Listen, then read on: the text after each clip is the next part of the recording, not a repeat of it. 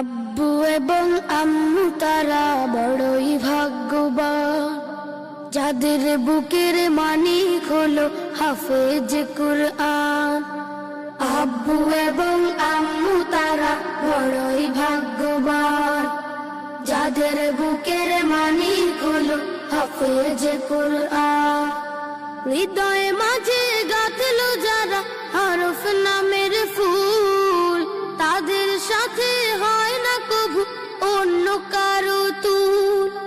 হৃদয়ে মাঝে গাঁথলো যারা হরফ নামের ফুল, তাদের সাথে হয় না কভু অন্য কারো তুল। রবের কাছে